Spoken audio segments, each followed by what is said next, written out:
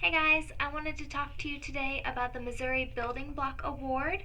This is 10 books that are chosen throughout the state and then narrowed down by public librarians and those who work with children as books that are wonderful to share aloud with children. So they're great read alouds. The books are chosen for those birth to 5 years old, but I found they're enjoyable much later than that. And if you have somebody in your life who is younger than 7 or 8 and wishes to vote but isn't under 5 years old, that's okay. I'm going to give you a sneak peek of the 10 nominees this year. Each branch has at least one copy of these books, and they're already out and circulating, so you can find them at your local library or put a hold on them. So our first book is called Shake the Tree. This is a fun one because it turns around.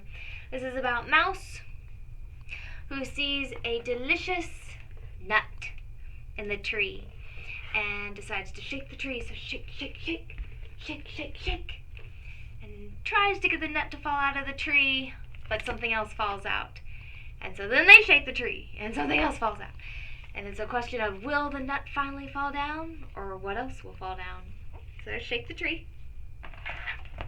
Octo Pants. It's very difficult to find pants when you have 8 legs, and most of the pants that you find are made for 2.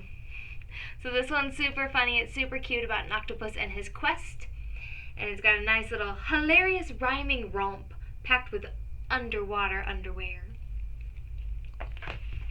We've got Fear the Bunny.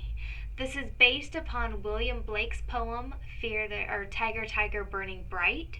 It's about a tiger who goes into the woods, and a lot of animals are very frightened of these bunnies, and he doesn't understand why, and he tries to convince them that they should be afraid of the tiger, not the bunny.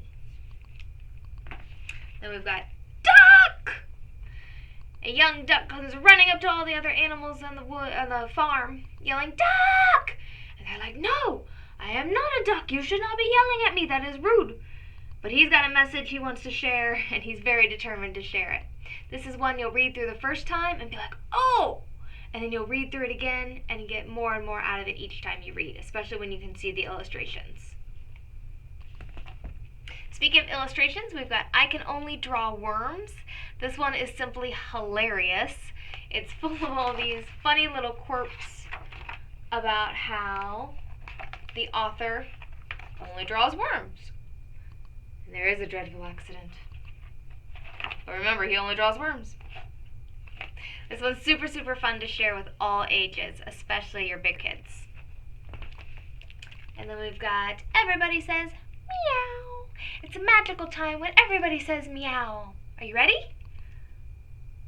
If you're not, what else can you say? What happens when somebody doesn't say meow? Is there a backup plan? Is there a plan for the backup plan if the backup plan doesn't work? What happens when you don't say meow? Poco and the Drum. Poco's parents didn't really think it through all the way when they got her a drum.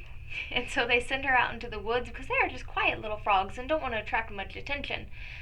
But Poco does attract attention with her drum. She's actually quite good at it.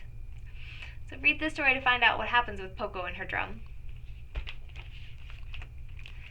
Dandelion, or dandy.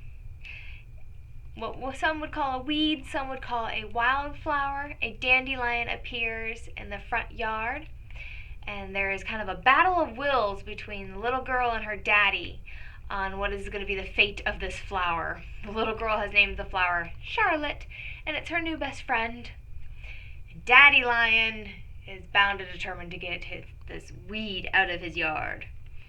So this one's really cute. Then we've got What Does an Anteater Eat? Anteater wakes up and he's hungry for breakfast, but he has forgotten what he should eat. So he wanders around asking his various friends, what do anteaters eat? Luckily, he remembers at the end. I'm going to add, no ants were harmed in the making of this book. And this one's got a really goofy ending. Last but not least, we've got Piranhas Don't Like Bananas. Yeah, say it so it rhymes. Kevin, this guy, likes bananas, but all fruit in general. And he's trying to convince his other piranha friends to give him a shot. And they've got some interesting little rhymes about various body parts that they eat. This one's super easy to read because it's got a really good flow. And it's also super, super funny. There you go. Those are our 10 nominees this year. Voting starts September 1st and will go to mid-January. At each of our library branches, we'll have a box with paper ballots, but there'll also be a way for you to vote online. So you'll have paper or an online option, either one. These books were picked for our age group of 0 to 5, but if you've got a 6 or 7-year-old who's read at least half of them and really enjoys it and wishes to participate in the voting, they are more than welcome to as well. If you have any questions, let me know. Have a great day, guys.